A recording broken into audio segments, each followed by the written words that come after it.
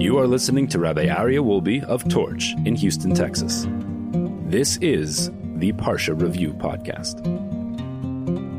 All right, good morning, everybody. Welcome back. Welcome back to the Parsha Review Podcast. We're going to do a little Parsha focus on this week's Parsha. Parsha's Toldos. Toldos, we know we talk about the two children that Isaac and Rebekah had, Jacob and Esav. And behold, we probably have 1 million Jews in Washington, D.C. today because of precisely this argument that happened 3,000 years ago with Jacob and his brother.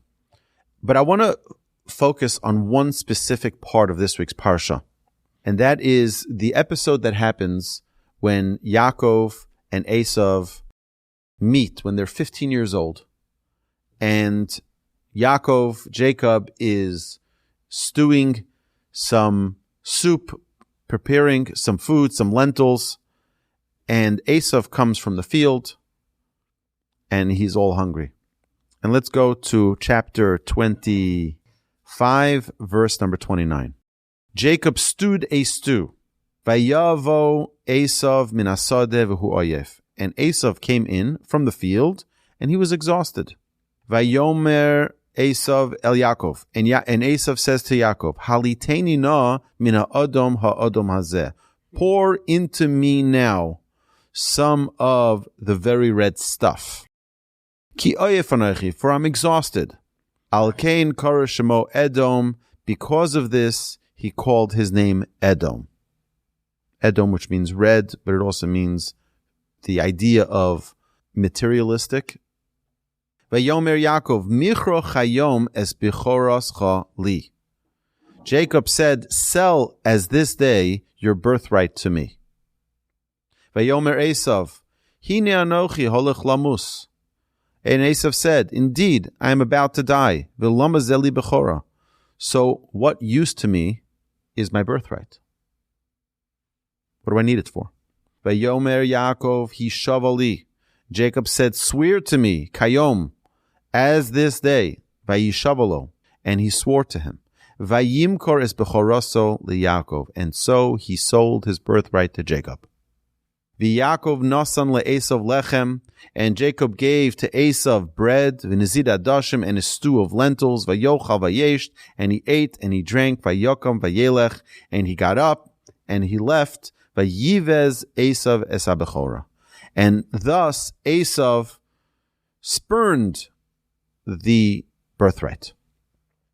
So here we have 6 verses describing the sale of the birthright. And by the way, everything that follows with Jacob tricking Isaac to getting the blessing, it wasn't a trickery. I mean, he needed to do that in order for Isaac to give him the blessings, but it was rightfully his. So it wasn't like he cheated. It wasn't like he was deceitful even. It was true. I am your firstborn son. And therefore, it was warranted for him to receive that blessing. But let's step back a second. What is the birthright that Esav sold? The birthright is a spiritual concept. It's a spiritual idea. We see this later on when you have Ephraim and Manasseh, where Manasseh was older than Ephraim, and yet Jacob identifies Ephraim as being superior to his brother. So he gives him the blessing first. Firstborn right is a spiritual concept. It's a spiritual level of holiness, of status. But you know what? It's more than just birthright. It's more than just bragging rights of like, I'm the firstborn. That's not what it's about. It's about what are you ready to give up to be holy? You know, there's a midrash that says, I'm going to simplify this midrash, but the midrash says, why and how were all the firstborn in Egypt killed at the strike of midnight? What happened? What happened at midnight that suddenly they all died? Well, obviously God can turn the power off for anybody at any given moment. But what naturally happened? Well, it wasn't natural. It was supernatural. What happened? The Jewish people were at the lowest state of spirituality, and God pushed the gears all the way up into the highest gear of spirituality. It says that the Jewish people went from the 49th level of impurity, one level away from being in eternal impurity, never ever being able to receive the Torah, because we were so close to despair, to spiritual vacancy. We're almost giving up. And God pushed the throttle all the way up to the 49th level of holiness. For the firstborn who are so spiritually sensitive, it was too much for them. And they died. Firstborn means a spiritual connection with God. But here we see something very special. We see what are your values. What do you truly value? What does Esav value? What does Yaakov value? Yaakov values an eternal connection with God. Esav values momentary, fleeting, physical pleasures. That's it. This is the argument. One says, eat, drink, and be merry, for tomorrow you die. And one says, invest every moment you have in doing good things because we have eternity to live. One is focused on here and now, and one is focused on forever. It's the equivalent of people who invest in a 401k, people who put away money for retirement, people who invest for the future. So what do? They say, you know what? I may not be able to go on all those vacations now. I may not be able to enjoy all of that I earn now, but I'm putting it away for a later date when things might be more difficult, when I'm not able to work, when I'm not able to hustle, when I'm not able to provide an income. I'll put it aside for then. Well, in our world, we have a spiritual 401k, where every mitzvah that we perform in this world puts a storage away, a fund for the future. What's that future? It's when we retire from this world. When we close shop here in this world and we come to the world to come, well, what did we put away in our spiritual 401k? Did we invest in that future? Or did we just say, eat, drink, and be merry, for tomorrow you'll die, and let's just get as much pleasure in this world? And then we have nothing for eternity. Esav demonstrated how the only thing that was important to him was right now. Right now I am hungry. Right now I am tired. Nothing else is worth anything. What does Yaakov say? He says, whoa, I have an opportunity here. For me, my investment is the future. For Esav, his investment is now. This is a great swap. Let me just swap out my merit of this current pleasure, this immediate pleasure. Let me swap it out for my eternal opportunity. And the question is, what are we ready to forego in this world to attain our eternity? If I have the opportunity to invest in the greatest investment in the world, I'll give you an example. If someone told you right now, retroactively, that you can invest on the ground floor in an Apple stock or in a Tesla stock or in a Google stock or in any of those unbelievable investments, what would you have said? So, I'll take 1,000 shares. Guess what? Investing in our spiritual future, in our world to come, is far greater investment. I'm talking about not in billions and trillions, far greater than that. But what do we have to give up? We have to give up something. There's an exchange. In everything in this world, there's an exchange. when you buy an apple, there's an exchange. You give them money, they give you the apple. Same thing with a car, same thing with a house. There is an exchange for everything that you acquire. For everything that you attain, there's an exchange. By the way, even for the pleasure of running in the marathon, there's an exchange. There's hard work that is needed to be put in. There's hard investment of hours and time that is needed in order to have that pleasure of raising your arms at the finish line, if you have enough strength to do that. By the time you're done, you're 26.2 miles. It's a big investment. But you have to give up something for something. By the way, any type of pleasure. You want to have a good marriage? It's going to take a lot of hard work. You want to have great skills in any specific area? It's going to take a lot of training. It's going to take a lot of practice. Yaakov saw the big picture, and he was ready to give up his today for tomorrow. He was ready to give up all of the physical for the spiritual. Esav lived on a different planet. In Esav's world, there was only one thing that had value: today. I'll give up anything for today. And that really is the question for each and every one of us when we learn this Parsha.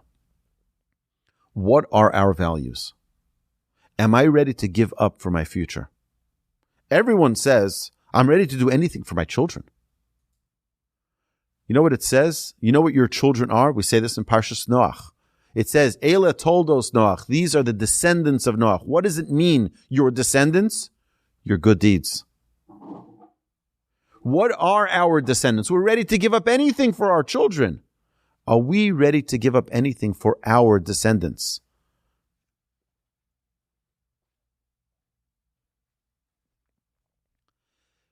Are we ready to give up going to the parties, talking Lashon Hara, sitting with our friends at Starbucks and talking and yammering about everybody, talking about our neighbors and our friends? Lashon Hara. Are we ready to give up on that in order to get closer to God? Are we ready to give up on eating things that may be delicious, but Hashem tells us don't eat it because it's going to clog your spiritual connectors? What are our values? What are we ready to give up in order to connect with God on a higher level? This is the real question of life. This is the real question that each and every one of us needs to ask ourselves, have a conversation with our families, with our friends. What are our values? Where do we stand? Do we want to invest in the future? Or do we want to just invest in now? This is the entire story here. These 7 verses is teaching us this lesson. Yaakov invested in the future, to the world to come, to the eternal world. Or are we investing in this physical world where we all know it's inevitable, we're all going to die one day, and I'm investing in that physical pleasure just for here and now? Now, that doesn't mean that living a righteous life means we live a miserable life. Nowhere does it say that. In fact, if you look in the teachings of our sages, it says this world was created for pleasure. But there are different caliber pleasures. There are pleasures that are first-class pleasures. And then there are, when you fly in any airline, you can buy a first-class ticket. You can buy business class. You can buy regular class, peasant level and sit there with me. Or you can even get worse. You can go with the baggage. You still get to the same location, but it's what class pleasure? What class travel are you going with? And if the goal is to just get from destination A to destination B, then fine. That's what most people invest in, just the cheapest pleasure. The cheapest. Least commitment. It costs me the least.